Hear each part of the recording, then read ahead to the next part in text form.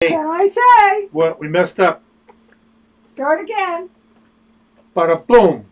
Greetings and hallucinations. Hey, So, Keith.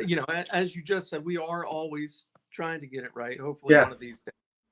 Um, we are now officially live. Um, Yes. hopefully, we'll have some people chiming in relatively soon. But either way, it's good to see you again, man. I see Been a you. couple weeks off. We've put up some past videos of yours with, painting Harley Quinn and the Joker and one of your Yeah. pinup paintings and things like that for everybody to see, which I'm sure they all thoroughly enjoyed. But now we get to watch you working on your latest kid stuff painting. Nice kid stuff. All I've right. done this series of skeletons with ray guns that I've had, toy ray guns from my past and even before my past. These are Buck Rogers pistols from 1934. I think they came out. I've had these there's two of them. He's holding them this way. And Gene and I talked about, like, we did the first gun. I don't know if you remember. It was just a single hand holding the atomic disintegrator. Yep, I remember. And that was a single source of light hitting that. The second Mm-hmm. one is a profile of the skeleton, holding the Space Outlaw pistol, Yeah. tiny Okay. silver one. And that was two light sources. Now this one, he's dead on, holding these two pistols this way with three sources of light. There's this orangey light coming from the side, of reddish orange. It builds up through yellow and orange and red medium, and then red light, and then red medium, and then into purple. There's blue light, which is phthalo blue and white, with the final highlights phthalo blue and white and a touch of yellow, cadmium yellow medium, just to give it heading towards that. Then it moves towards ultramarine, so that's a blue light, and then we have a light from below this way, which is a warmish white light, for lack of a better, So you get three sources of light. And if I do another one, I'm thinking I'll do one with four light sources. Like you could theoretically put a light behind him coming from below, from the back, this way. Wow. Okay. It's just making it a little more complex lighting wise, each picture. Well, it's interesting to me that you're progressing. You know, the puppets, which were a lifeless form of a figure, the puppets, Mm-hmm. but the human has to give that puppet life, and you've progressed onto that into the skeleton, which is obviously the human form, but Yes. past life. Right. Well, the base of it. On the other side of life. But you've also kept that toy motif of yours, but changed it into the guns, the ray guns, giving us that sci-fi Yep. death Part of what, ray yeah, kind part of. of what I've been hung up on since I was a kid. Right? Science fiction, fantasy, Yeah. anatomy for sure, and so yeah, this continuation of that.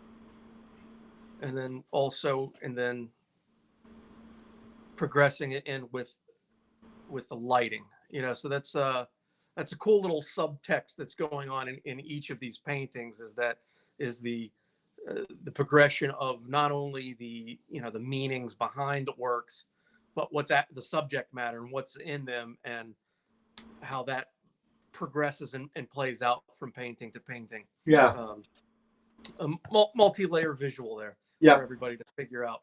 Now, I don't think we've actually mentioned it. We mentioned it in the description and everything, but what are you calling this one? 21st century.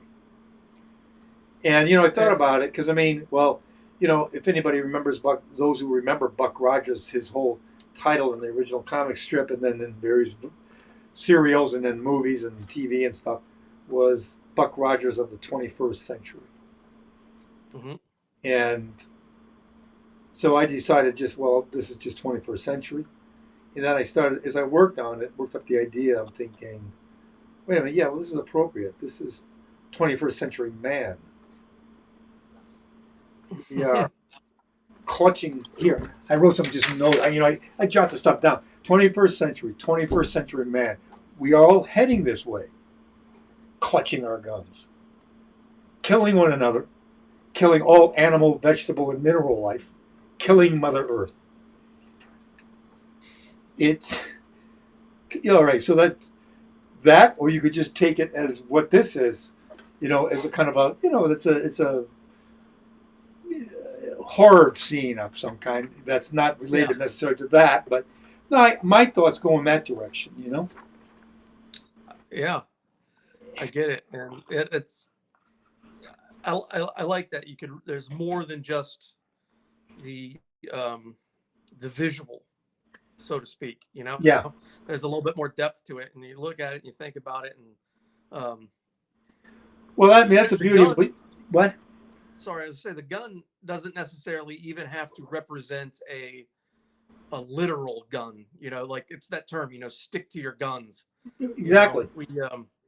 We're all going to go down sticking to our proverbial guns. Exactly. And we're all going to go this direction. And, our time here is very, very limited. I know that's a cliche. It's a standard. Everybody says it. Oh, our time is here. Life is short. All that stuff. But God damn it is. So why do we do what we do to one another and to the only planet that we have to live on? Yes. Yep. It's the madness of the human race, the insanity of it. It's never ending. No, and when you really think about that, it's typically done for little pieces of paper. Unbelievable. That represent things. Yeah. Even if it was more than little pieces of paper, not that that's matter is all the same, basically. Even if it is those shiny, yellowy metal stuff. So what the fuck? Yeah.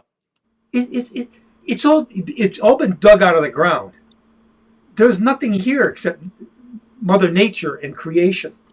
Man comes along, digs all out of the ground, invents all kinds of shit. Fantastic shit.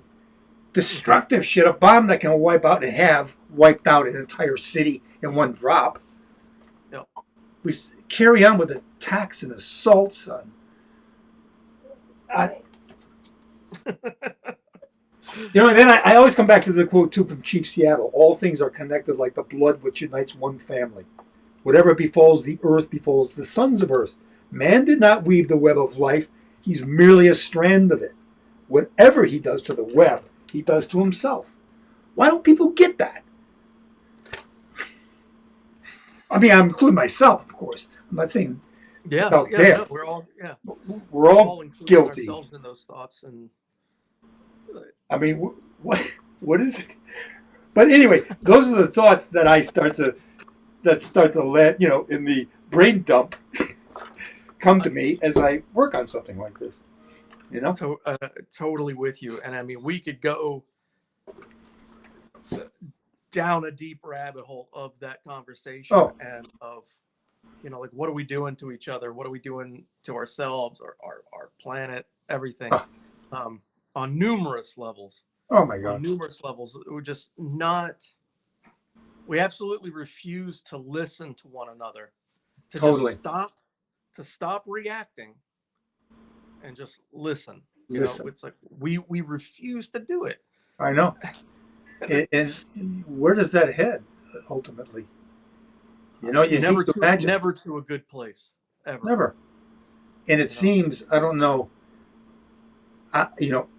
Hey, look, I mean, when you look at history, if you even the little superficial readings that I do about history, and I'm not saying that these are the worst of times ever. There have been times much worse than this. Absolutely. Yep. Yeah, but still, here we are. You think, but as we progress, we thought we progressed. You kind of like live with the illusion that we progress. Well, we may progress technologically, but ethically, we don't progress. No. The same old shit. The 7 deadly sins. I mean, they're as deadly as ever and well used. Probably. Yeah. And I think what makes it, like you said, we're definitely not in the worst of times. And I think statistically speaking, it's the safest time to be alive on the planet that has ever been, statistically speaking. Mm-hmm. But but what makes it so disheartening that we're not maybe further uh, along down the road is that is we now have access to the information. We actually That, have access to true information, and yet we either choose to ignore it or people choose to manipulate it for their own benefit and their own gain. yeah. Um, and Being a when kind of a simple-minded, a very naive guy that I am or have been, idealist. I always thought, well, if you project that kind of the internet, that it would unite people. I mean, Teilhard de Chardin was a Jesuit anthropologist. His books were on the blue list in the Catholic Church. He talked about evolution way back in the day, and he projected. I remember reading his book. I forgot what the hell one of it was. As much as I could grasp of it, because it was all about metaphysics and everything. okay. But he talked about this projecting evolution continuing. I think he did this where in the teens or 20s or something like that. He saw it progressing, mankind evolving, not physically, not that your shape is going to change, but that, spiritually and intellectually, it would evolve to what he called in a globe, a sphere over the entire earth of interconnected minds. Mm-hmm. All interconnected. Well, sort of like I guess he was predicting the internet. And I remember reading all that, and he, if I recall right, had that projection that this would be the great unifying effort, the event that would pull us and bring us all together, as opposed to this separate, individualistic, nationalistic, mentality, religionistic separations, but that we would unite. Well, why didn't it? That's what I wonder. I remember reading it and thinking, yeah, that makes sense, goddammit. That really makes, yes, I can see that, because what we're ignorance leads to fear, not knowing. Right back in the day, they're the apes around the water hole, and a little more progressive from that. You don't know who's over on the other side of the hill, so you start to fear that simply because you don't know what the hell it is. Yep. Then you Yep. develop this whole theory about what it is, and they're monsters over there, and they're evil beings, and my God, we don't know. Well, you think, well, we were beyond all that shit. Yeah. It's But no, we're not. it's the internet is such a it's such a remarkable thing, and that on it you can find information for just about anything. All right, you have It's incredible. access to more information than you could ever handle. Overwhelming. There is a lot of positivity on the internet, but it gets outshined by the droves of negativity and hatred that just Oh, pour out. I mean, like, for something like just for over anything, like I, I talking to Gene before, I don't know if you heard or not, I'm a fan of like 1980s toys, right?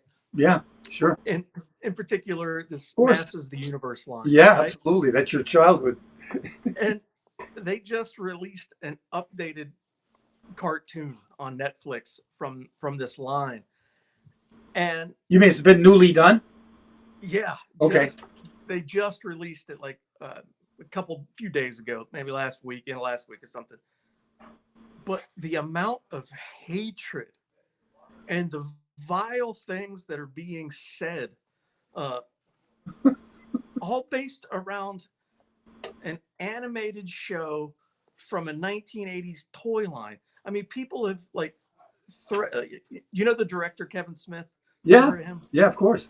He's the guy who did it, and it's like people are saying, Kevin Smith should die. His family should die.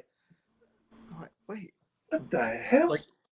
like that's really coming out of your fingers and onto your keyboard, and you're sending it to him That's overwhelming. because he wrote something that involves a toy line that you're passionate about.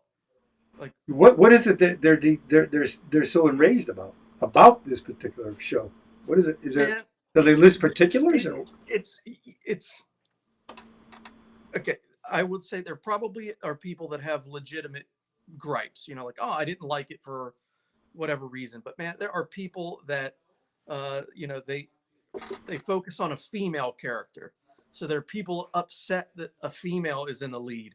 They gave her a more modern female haircut, with like the shaved sides Oh, and oh, yes. Okay. the top. So then they're upset that they gave her muscles to look like a warrior. So they're upset that she has short hair and has muscles, and they say she's looking like a lesbian, and that that she's no longer feminine and beautiful.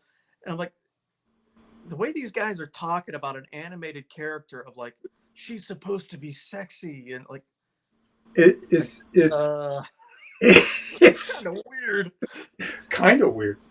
But I can relate to that. I mean, I relate to this problem because when I did with Tim Terry and the Pirates, with Michael Uslan writing and Tim and I illustrating back in the 90s, 94, 95, my God, the response that we were getting, because, well, Tribune Media owned Terry and the Pirates, Milton Caniff's original strip, which was originally set in the 30s and 40s, and which I was a big fan of, huge fan. I mean, my God, it's like one of the masters of idiom of sequential art that he was incredible. But Michael optioned it for developing for film or TV, and asked if we would do the illustrated comic strip because he contacted Tribune Media, got the rights. They said yes. They said yes to us, and they said, but the only thing is you got to update it. In other words, we're not sending it in the 30s and 40s, or why would you do that? Go back and print the original in a sense. Yeah.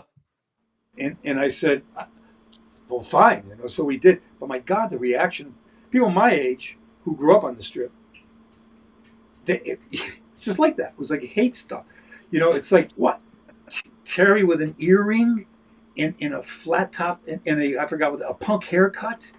And then Pat Ryan, the principal male lead, I gave him the proverbial 5 o'clock shadow thing, the Wolverine beard, the Indiana Jones beard. Holy crap! Certain people, big people in the comics too. I don't want to name names. Yeah. Were appalled by it. You know what I mean? He looks like a bum, and they were infuriated. What the hell, man? Give me a break. Something like they wouldn't even talk to me. You know what I mean? Seriously. Yeah. It was like weird. It was like really, come on, relax, man. Choose your battles for Christ's sake. Say, choose your battles. And again, the converse, the flop side of that coin, the yin yang of the yin or the yin of the yang, is look at how art can move people. I mean, not necessarily a good way, but also, I mean, it really it's drawings. I mean, it's pencil line and ink on a piece of paper and paint. I mean, it's pretty amazing. That is true, and that's my wife Angela has pointed that out to me. Not over Masters of the Universe, but I did an abstract painting one time. I think you actually could kind of see part of it behind. I have like one of mine and then all my kids' art right behind me. But we had a woman that we knew come to the house, and she just stood in front of it and kept repeating how much she hated the painting. Like it made her angry. Like looking at the painting, it made her angry, and she's just like, I can't stand. I hate this. I'm like, wow, like. Did she say why? Could she articulate it?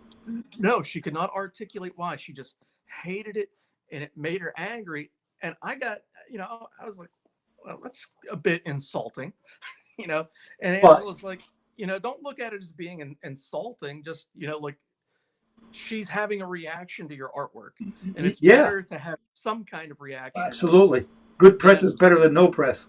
I mean, bad press is better than no press. Apathy. Yeah.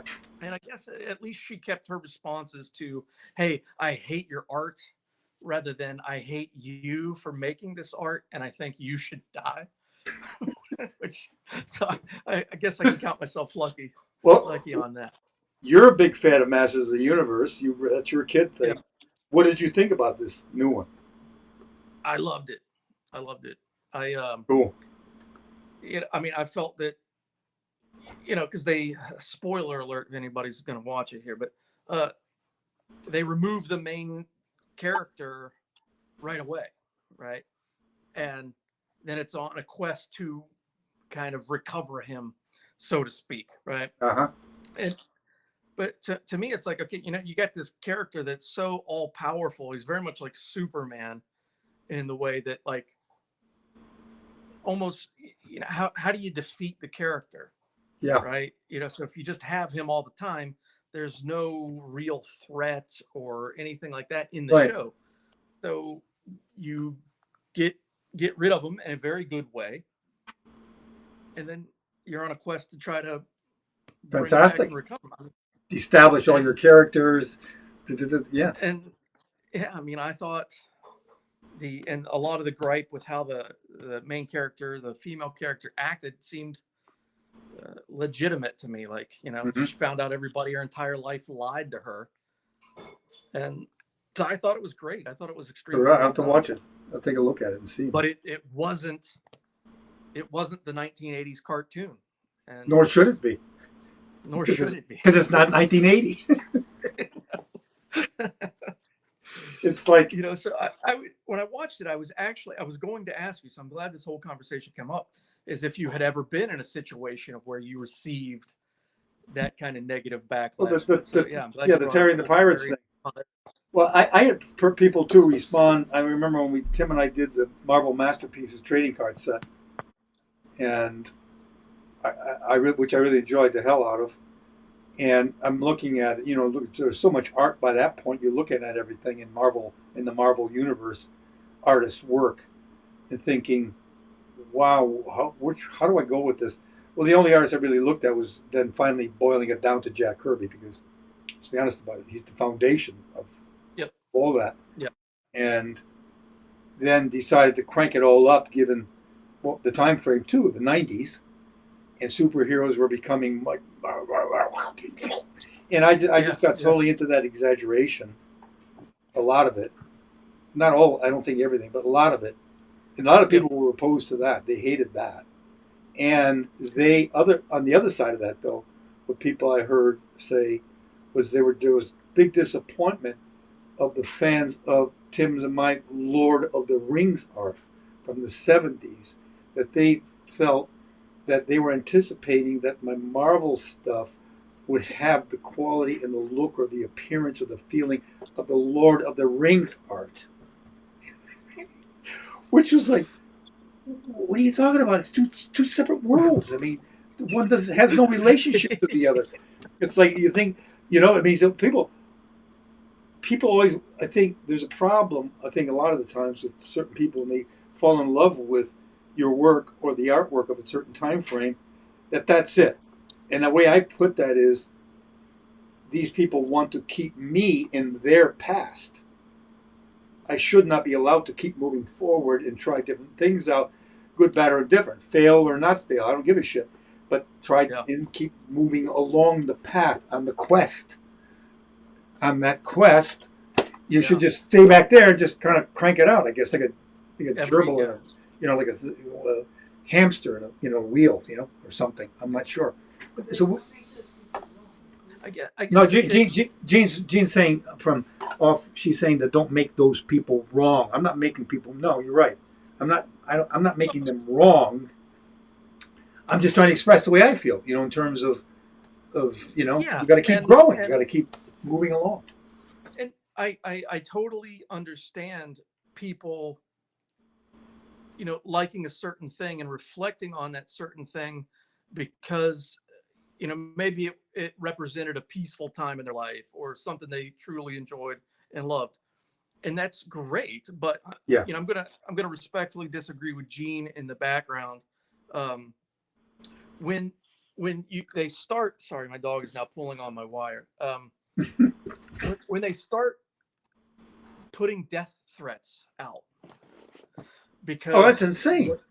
What you're doing now doesn't match what they knew from their childhood, or sending you hate mail, or even refusing to talk to you because it doesn't match up with a vision of something that previously existed. I mean, that to me is wrong. Well, it's anti what nature in a way. It's anti growth.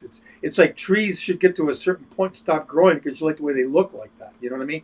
And Yeah. it's insane. Really, it's certifiable to me in a way. You know Yeah. that mentality. And I mean, Everything was free. In other words, where do you take that back to? To the apes around the water hole that you should never change and move forward? What yeah, I stage, guess. at what place do you go back to? People, the good old days. Well, I don't know what the fuck they're talking about. Right. Oh, I'm sorry. What? Jeez. Oh, We're but getting, well, this this is, again, this triggers it off. yeah. But the conversation that we're having is a legitimate conversation that you deal with in art, and you deal with anything that has a fan base and that Yeah. draws a strong reaction. Yeah. But it's great to have a strong reaction and to feel passionate about something, Absolutely. but keeping your passions in check. The negative ones. Yes. And then realizing that you have to allow people room to grow, And and be that who not they you're are. not going to like everything. Yeah, and be who they are, and celebrate the difference that's there between them and you. That it's not all just you. I mean, what are you? There's one of you in the whole universe. Yeah, yeah. There's the variety is endless, and everybody should be jumping for joy over that variety, seeing it for what it is, and respecting and. And I'm gonna ask you then the follow-up question, because I, in a Facebook group, like for Masters of the Universe fans, I made the statement that I don't know why any creator, other than just strictly doing it for the money, why a creator would want to now jump on such a well-established intellectual property and open themselves up to the amount of hate that's out there and available. And for making that statement, some guy started trolling me. And he just started blasting me with messages. And then so I went to his profile and looked at him, and like it was just a troll account. And what I mean by troll account is, like, he doesn't post anything. He just has an account set up so he can go gripe and complain and cause problems. It's overwhelming. People have, God. So, with that, I mean, like right now, you do like Thor covers and like different Marvel covers. You do the TSO stuff that you've established over all these years. Doing that right now. I've got. But do you feel?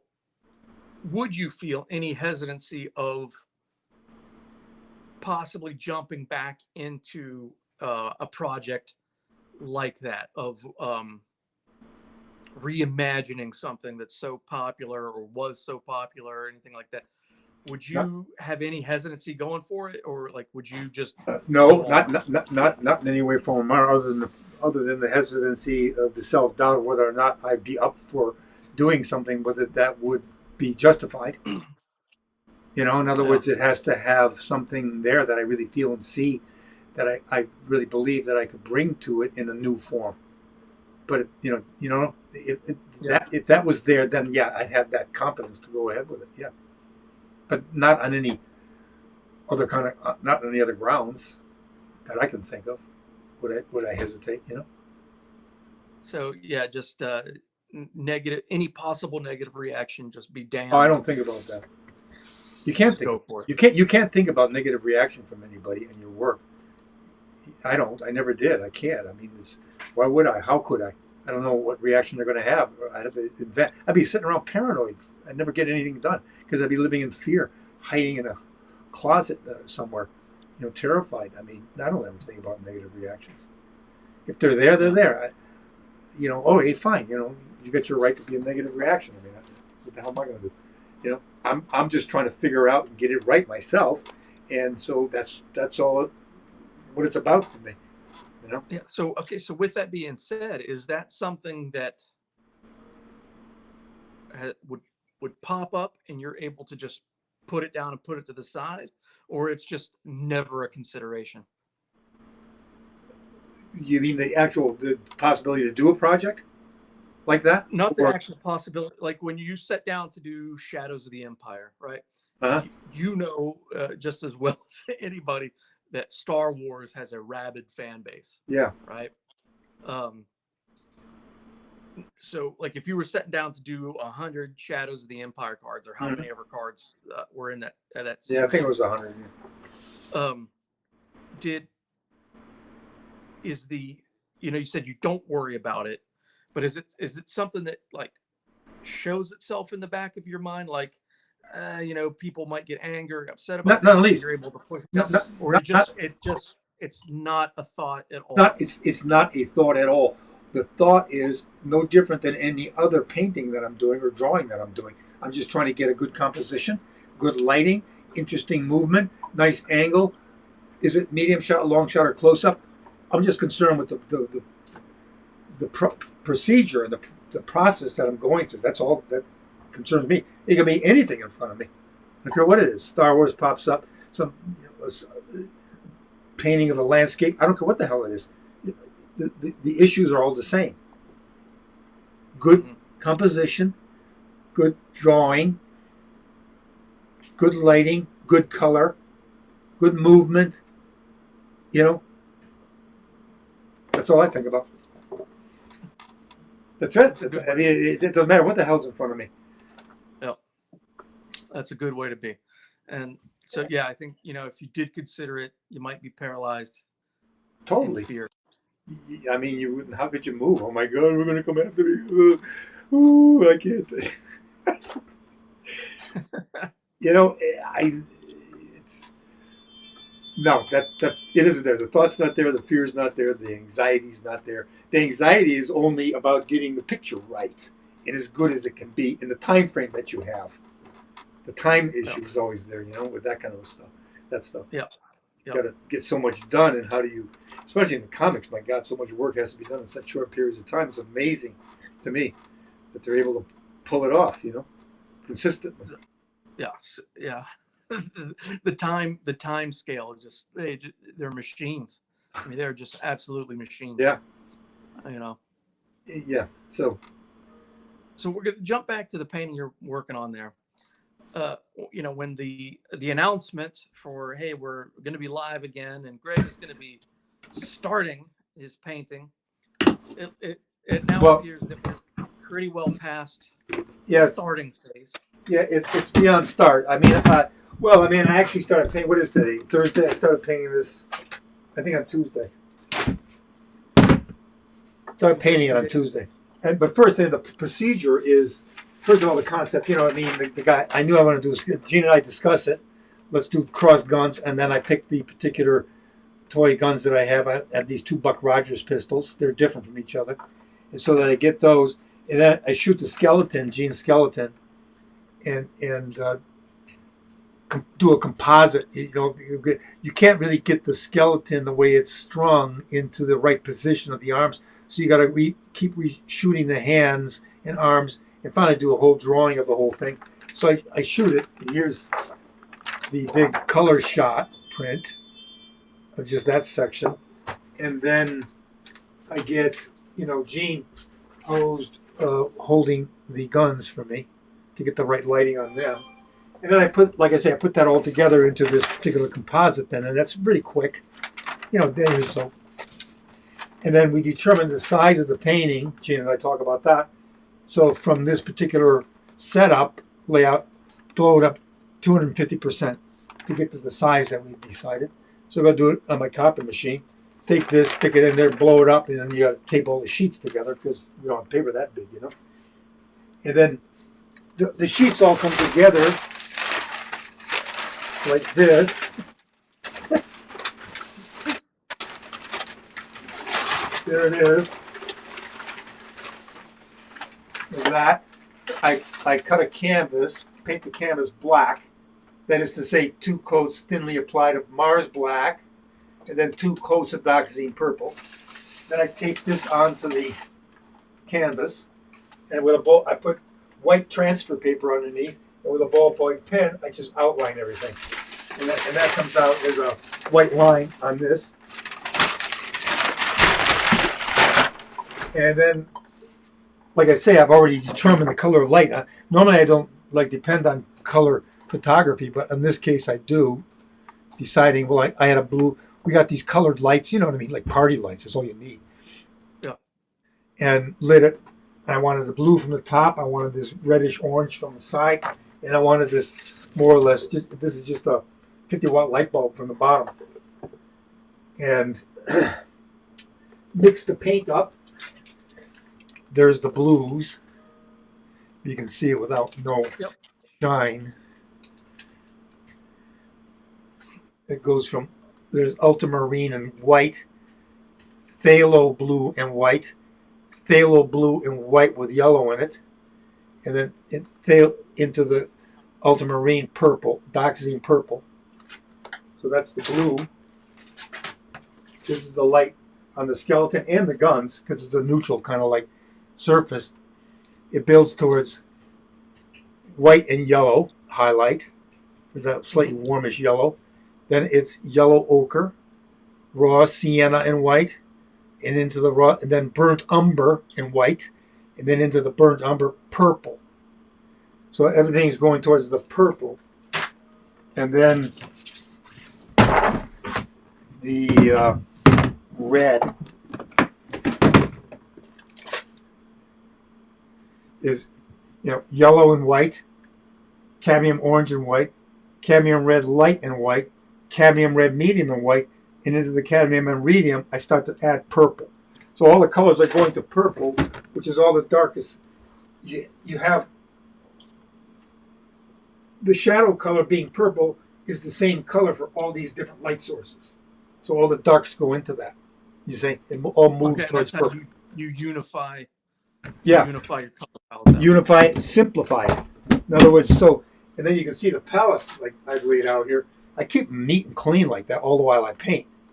And I think we've talked about this before, where Tim and I evolved that because we had to paint separately and individually. We had to come up with mixing our colors, really clear, succinct piles of paint, not mixing them all together. See a lot of people when I watch painters paint and how they're smudging around on their palettes and smearing everything together. I don't know how they paint like that. First of all, it's magic to me. But Tim and I couldn't have possibly painted like that, handed that palette to Tim or me to take home and paint with, because you'd open it up and you say, what the hell? So you got to keep the piles very succinct, clean from each other, understanding that you have to move as you paint this color. You have to paint through all the colors of blue that you mixed up. You can't jump a color and move towards a shadow color because it'll turn to mud. So we understand you just move through all the colors you've mixed up. And again, like I always say, it's only about getting this up there in the right order. That's literally what it comes down to. That's the entire exercise of every painting you've ever done, is getting this up there in the right order. Yeah, it's like the figuring it all out is on that palette. The color, the highlight to the shadow, highlight to the shadow of each color you're painting, and what color of light you've chosen from the highlight. Of course, you got to understand how to make all those colors of light work together. Yeah. You also have to know how to apply those colors to the canvas. Well, yeah, that's a whole other. That's you take that and you smear it around, and you figure that out as you go. Yeah, you just. Yeah, I mean, basically, you do that, and you crack me up, man. You go through all this explanation on all these colors to get them to lay out on the palette, and then how do we get that to look like a skull? Well, you just. Well, you've got your reference, a goddamn good reference here. Look at this. You're looking at it. You're seeing everything. It's all right there. It's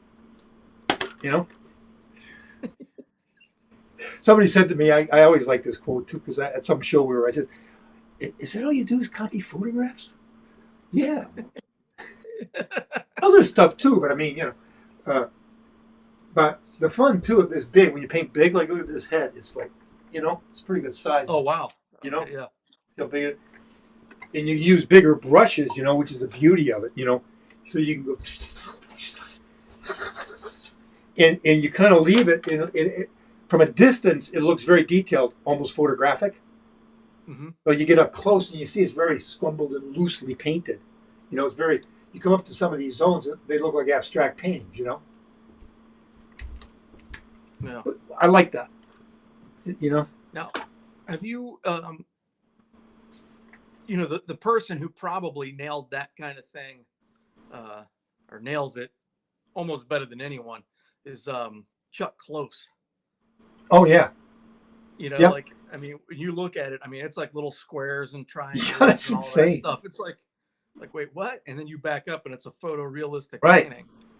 It's crazy. It's almost yeah. Have you ever thought about trying to do something like that where it's enormous, but then do your little, because I mean, I've seen your work up close, and it's the on brush strokes, and I'd like to get bigger and bigger. I could see myself painting with brushes that wide. Mm-hmm.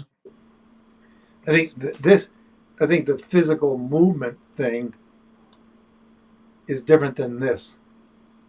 Yes. It just maybe the exact same subject, you're using the exact same colors. It's got nothing to do with that. It's the exact same setup, composition. It's the application that now becomes altered or different, other than Then the application too of paint becomes the next issue. How do you apply it?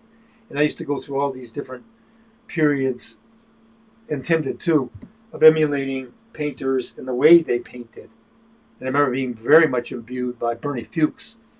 He was King Kong, man, to all the young illustrators in the 80s, in the 60s, 50s and 60s. And when I was working at Jam Handy's, a film company in Detroit, and the young apprentice that would come up, he was incredible. He was very, very realistic in his drawing and his compositions and his lighting, but his application of paint was it was mannered, but it didn't look mannered. It was very clearly worked out. A big broad underpainting with a big broad brush, leaving all the streaks and everything, and then putting painting on top of that, leaving all that stuff showing, building it all up. Fantastically beautiful. And I used to try to emulate that. I tried that a lot. Then you start to move away from. Then you look at other illustrators or artists or painters, and going back further in the time to N.C. Wyatt, and you've seen he's not so much that kind of like stylistic modern. But the thing with Fuchs was you could come in and there was all that abstract application of paint, which is beautiful. The combination of the juxtapositions of the colors. Yet zoom back and it's a representational image.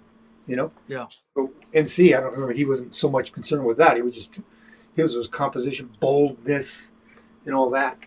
And you emulate that stuff and you get imbued with it. And then finally, I got to the point where I remember when Jean had her publishing company, we started to pick all the classics to illustrate. I'm going through all that in my head, thinking that other illustrators or artists or painters. And then finally, I just said, "The hell with it. I am anti-style. I'm not thinking of style. I'm not even going to think about it. I'm putting it completely out of my head. I'm not thinking about it. I'm just going to sit here and draw and paint pictures." And because ultimately, your own style, if you want an application of paint, is something that evolves in you. It just emerges. You can't. It's good to look at all kinds of other people's work. I'm not saying for young painters and all that stuff to constantly look at them and analyze it and emulate it, but then you'll eventually find just what you want to do. Finally, you just say, "The hell with it. I'm just going to paint," and hopefully, all that stuff's inside of you, kind of like thing. Maybe I don't know. Yeah, and you're just pulling from different like, resource materials, and then ultimately defining, who you are, your own voice in the wilderness, for lack of Right. better terms. Yeah. I You say know, those because those classics. I mean, that's a definitive Greg Hildebrandt style in those classics. yeah, I really enjoyed the hell out of that. And of course, I had panic attack on and off through that, especially with Alice in Wonderland. For some reason, Alice in Wonderland. I guess that's an appropriate one to have a panic attack over. I did. I literally had this all-out panic attack. I mean, when I say it was like in the picture that it was occurring on. I think maybe we talked about this already. Was Alice falling down the rabbit hole? Yeah. And it's like I could, because I mean, in my mind there was this pile up of, oh my god, everybody has done Alice in Wonderland, aside from Tennille's original drawings. I mean, down to Salvador Dali, Yeah. Finally, you just say, well, what the hell? I can't think about any of that stuff, and I can't look at any of it. I just got to do what I'm going to do, and that's sink or swim. Yep. And that's the thing. I think it's kind of a weird. I was just going to say, the thing about painting, once you get down to painting, you just can't think about it. You just got to do it, and yet you got to think about it a lot too. Kind of like, the yin and yang thing or something. There's always the push and the pull of Yeah. Sort of like you can't overthink it so much that you cripple yourself. Right. But you then can't not think about it so much that you don't actually accomplish what you're trying to accomplish. Right. And another thing that just jumped in my mind as I'm doing this is you got to get yourself to a point mentally where you don't give a damn. When I say don't give a damn, it's a weird thing. It's a combination. The thing's got to mean nothing to you, and it's got to mean everything to you at the same time. Okay. You know what I mean? But it's you can't dwell on it to the, oh my God. I mean, well, so what? So, if you make a wrong stroke, well, you just wipe it out and paint it over. Or if the picture ends up not looking all that hot, oh, fine. You got through it. Now go on to the next thing. Learn from what you did. But you're not going to die necessarily, Yeah. Yes. Yeah. To go along with that, I used to work with people with disabilities. Yep. Went into some school systems and helped them set up art programs and things like that. And convincing different administrators and stuff, like their art doesn't necessarily have to look like anything.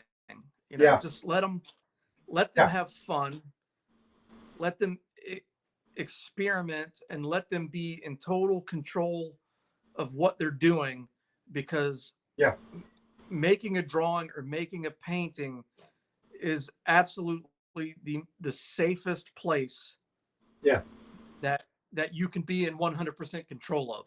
Yeah. If that makes sense. It's like, you don't totally want to give someone total control if they need help taking medication. Yeah. You don't want that, but letting them dictate every little thing for good or bad over a painting, it's safe. Like you said, you're not going to die, whether it comes out great or comes out bad. You're not going to die. Right. And you had to convince people that were running this institution that was the way Yeah. Well, okay, we won't call it an institution. Sorry, got to correct you on that, Greg. But if people come from certain thoughts and backgrounds, and there's nothing wrong with it per se, but it's of like, if somebody's making art, it should look like something. Yeah. Right. Like, oh, I should be able to tell that this is a Santa Claus, or I should be able to tell. Not necessarily so. Right? Not Doesn't have to be that way. but yeah, exactly. But not Especially everyone. with, yeah, well, the people that you work with, they were completely physically incapacitated. Yes. Yep. How could they? What are they supposed to do? Draw like Michelangelo? I mean, Well, it's irrational. yes, and unfortunately, though, those thoughts led to then people helping them out a bit too much. Okay. You know, Yeah, yeah. uh, and like, oh well, we have to have something nice to show mom, so let me help you out with this, Uh, and yeah. then they kind of take over, and then there's nothing of the artist left in the piece. Yeah. So it all comes from a good place. It all came from a good hearted place, Yeah. but not of, hey, just let it be whatever it'll be, Yeah. you know. Yep. And Yep. so I like that with where you were going with it, of just getting to a place of where it's everything and nothing, Yeah. and Right. it's a complete duality almost through every Yeah. thing. Yeah. That's exactly what it is. And it's like you don't have to suffer through it. You don't. I mean, I'm not. It's easier said than done because I've certainly done enough mental suffering, agonizing over work. But you finally just get to the point where just, God damn it, you just do it. Just this. I know artists, they just talk about it too much and think about it too much. You just sit down and do it. Damn it. You know. It's just, I've definitely been guilty of that. well, I mean, And yeah, we all have. It's. But I mean, I'm talking out of age and experience. You know, you get to a point where just do it, man. we Whatever not happens. only not only age and experience, but of someone who is highly prolific. I don't know that there's uh, an artist that has produced as many paintings and drawings uh, to your caliber on a consistent basis. I mean, the Well, body of work you have is insane. yeah, it is insane, and that's kind of an that's obsessive compulsive OCB, obsessive compulsive behavior, not disorder. Only that's the negative thing. I'm talking about behavior. If you ain't got that, I don't know how you get anywhere. It's what's got me from staying making art and making my living off of making art since I was professionally since I was 18 and I'm 82. You know, Yeah. I've never had to do anything else. I mean, I never had to go out and fortunately, and that's because of this obsessive. It's always like it's not there yet. I got to get it. It's got to get better. I got to. It's a constant thing. And I guess I don't know if you can learn that. Can you think you can learn? I think that you either got that or you don't got that. Kind of, That right? amount of obsessiveness. You can't learn. I mean, you can learn the mechanics of things. How to Yeah. mix paint from this highlight to this shadow color. Blah blah blah. The color theory that Tim and I evolved. That's Yep. teachable. People can learn that. The drive Yeah. to keep at it constantly is something else, right? And that's the only way you get anywhere. Yeah. I'm trying to think if I would say that it could be learned or not. I know that it could be there and that it could go away, and that Yeah, it could be and that it could be recovered. yeah. I mean, it can go away for all kinds of reasons. Clearly, right? Yeah, Yeah. yes, yeah, and recover. Why, you talking out of experience? Oh yeah, absolutely, Hmm. absolutely. And like one of the things of, I mean, just for any multitude of reasons, that things could go away, or like mental issues or health issues, Exterior um stuff happening in your or too life. too many people having an opinion. Hmm. you know like Yeah. like that's a bad one for me. It's like, it's like, okay, I'm heading down this path, and then all of a sudden I have so many people that now have an opinion on everything, Ah. that it Yeah. that it crushes something. Yeah. And where that's where, like where you're talking about earlier, is just it's not an issue for you. You don't think about it. you're able to ignore it or push it away. That's something that I'm continually working on is, Yeah.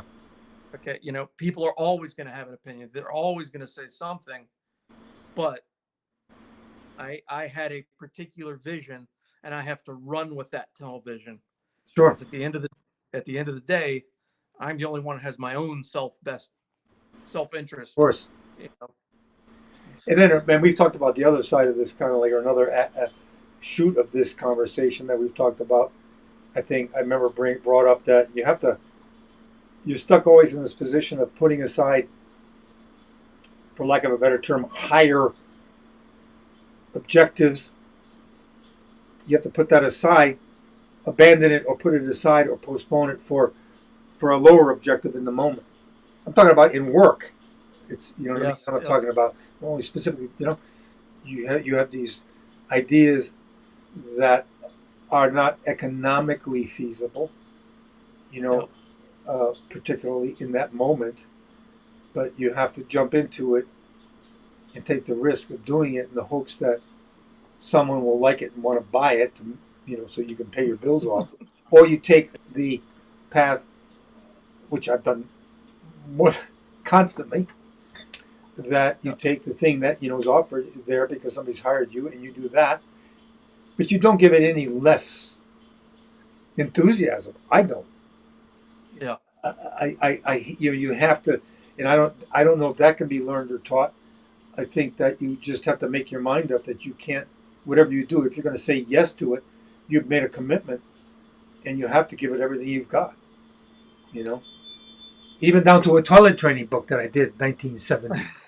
Once you say yes to it, well, you have to listen to the doctors you're involved with. You have to get exactly what they want. You have to pay attention. You have to try to do a good drawing, little int drawing. You have to, you can't just make it stick figures. As much as you're not turned on by that, you still have to give it as much push, as much enthusiasm, as much commitment, as much integrity as you would to something that turns you on personally. Mm-hmm. That's what I guess helps make it in the professional world, doesn't it? Is that ability to be able to do that. Whether that could be taught or not, I don't know. But I do know that the entire self-help genre of books are essentially trying to teach people that. Yeah, I remember. How to be motivated, how to do this, and how to do that. I remember a painter I met. Not to mention names again too. He was an illustrator, great illustrator, fantastic book cover, a lot of paperbacks, extremely well done. Very much successful at it, very much well known in that genre. And I remember going to his house to meet him, and none of that stuff was visible. Only visible in his upstairs where he lived with his family was his personal work. He was driven to do, and they were magnificent on all levels. Mm-hmm. Pencil drawings that were overwhelmingly beautiful, ballpoint renderings, finely done, paintings, symbolistic paintings that were loaded with content and meaning, that were magnificent. And this is what he really wanted to talk about and show off. And I could just see the guy was troubled. You could see the anxiety oozing out of him, in his eyes, his look, his movements, his attitude, his physical demeanor. And I kept saying, "Well, where's your illustrations?" Oh, he said, "No, no, no, no, no, no. Well, I'd like to see it. No, no, no, no. Fine, all right." Walk plump, plump, plump to the kitchen door, to the basement. Click the light on. Go down the basement, and there's all these. And he painted on masonite panels. There they are, laying all against the wall and floors, scratched, like he's picking them up like this, and throwing it in the corner in front to physically show how he disdained and hated it. And you see this guy ripped right down the middle, like two, like. And I thought, my God, I left there thinking, N.C. Wyeth. I remember reading then later, N.C. Wyeth was that way about his illustration, ripping himself in half with picture making. That's what they called illustration back then. He did Howard Pyle did, the grand masters of American illustration. The Yeah. picture making now, gallery is everything. That's, now they call it fine art, illustration art. And this particular artist was, I could just see the horrible dilemma. It was like the Jekyll Hyde Two-Face ripped apart. You could paint the picture. You know what I'm saying? Him, it just torn physically. I mean, I can't talk about that enough. And I left his house thinking, my God, this poor guy. I don't know how long he's going to live. You can see him damaging himself rather than saying, this is that, this is that. I'll do this and I'll give it everything I got. And when I stop that, I'll do this and give it everything I got. That's like click on, click off. I think you could intellectually learn that. Yeah, intellectually learn it, but you need to emotionally learn it. Oh, that's a whole other thing. Then quit being a fucking baby. Wake up. You know how many brave men are out there dying? Remember Patton swatting the guy? just get a boom. But yeah, you got to think that there's artists who, like, this is my art, and it's who I am. Yeah. It's part of their identity. Right. And then there's the stuff that they're doing for a job, and it's just a job. It's not me. It's not who I am. And everybody loves this thing over here. Yeah. Nobody's acknowledging this thing over here. Right. And mm-hmm. Well, welcome to the club. I mean, it's been that way since the beginning of time, and that's the way it goes. So you roll with the punches, and just be with that and accept it. And you can actually take on commercial projects and make them your own. You can do that. It's possible. You can do that. You can get internally attacked on Facebook. What? You might get attacked on Facebook. Just to bring the conversation full circle. Back to the masters of the universe.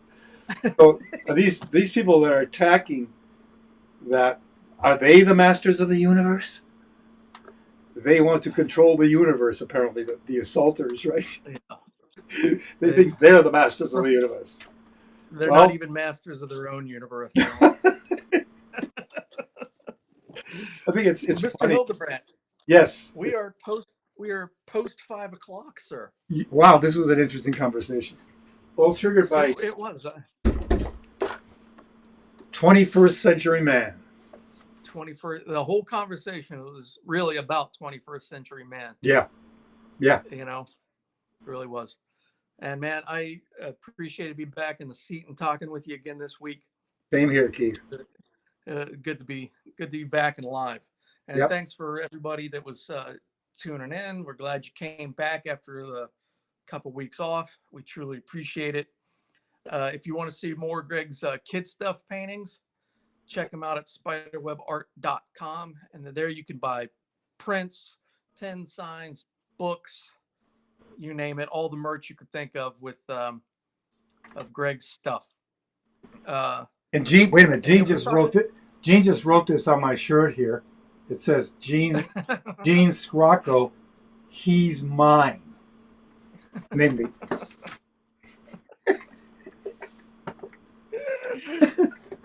That's too funny.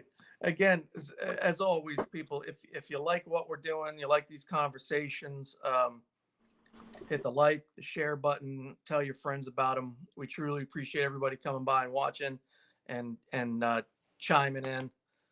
And I think that's it for this evening. See you, Keith. Right. Good night, nice talking everyone. with you. Nice, everybody. Thanks night, for Gene. coming. Have a good one. Bye. Bye-bye.